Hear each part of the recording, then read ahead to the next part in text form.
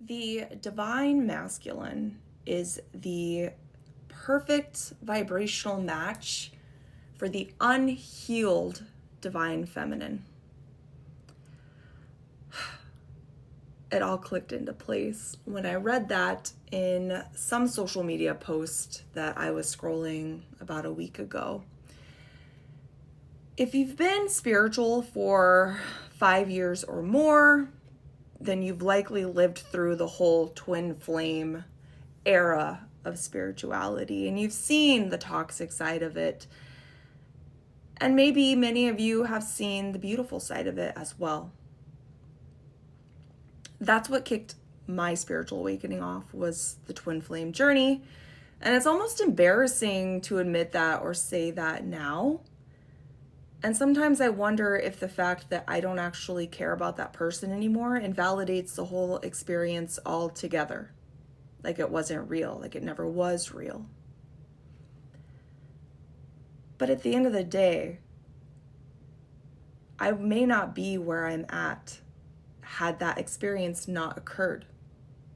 So how could it be invalid? How could this person have meant so much at one time to matter not at all anymore?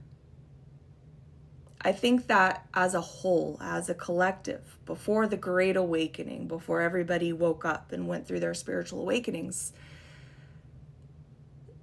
decades, centuries of patriarchal institutions like capitalism and organized religion traumatized and pushed feminine energy down.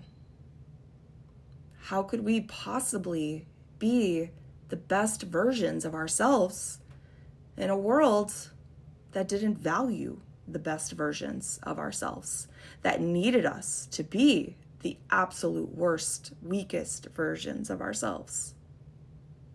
We are undoing generations of this trauma against women, against feminine energy and principles. So at the beginning, before the Great Awakening, before the pandemic, or whatever you want to call it, you had so many women, myself included, that had so much healing to do. So much healing to do before the world was going to need us in a time like this. So it's almost like we all had to go through these twin flame journeys. We all had to be broken down to bare bones, leveled, tower momented. I don't know if that's a word, but we had to be completely broken and in a position where we had to rebuild ourselves, rebuild our lives, rebuild our families, rebuild our finances, rebuild our perception of life, of ourselves, of the world around us, of faith, spirituality, femininity, what we were capable of, what we deserved. And that's what we've done for the last 5 years. Now we're experiencing this man loneliness epidemic as women have outgrown their male counterparts spiritually, emotionally, and mentally. We've done it. Divine feminines, we've done it. We've healed. We've become the best version of ourselves, the better version of ourselves. Healing is not necessarily a process that has an end point. However, although cyclical, we've gotten so far along that coil, that path, that whatever you want to call it, that we don't need them anymore. We don't need a divine masculine to come in as this perfect vibrational match to this lesser version of ourselves. We don't need that anymore because we've left that behind. We're no longer that. That era, that phase of our lives, it's over. That's done. We've seen what we're capable of, and it's so beautiful. It's so magical.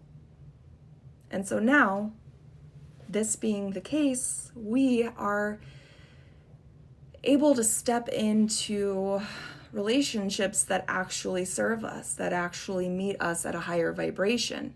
This is why it's so difficult for so many of us to find partners, because who's there with us? Who's also done the work? Who possibly was not damaged to begin with? I say damaged just to mean that there's trauma generationally, again and again and again, not to be insulting. Who is strong enough to be our men? Who is a vibrational match to a healed, happier, stronger version of the divine feminine that 2,000 years ago we were, that existed? We're bringing it back.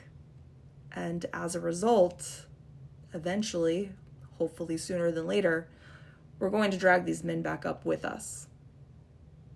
For the last 2,000 years, we allowed them to drag us down.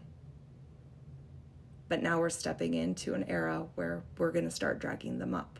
So, congratulations. If we had graduation caps, we could throw them up. But I'll just send love and light. And I'm so proud of me, and I'm so proud of all of you who were ever on that journey to begin with. Let me know if that was you.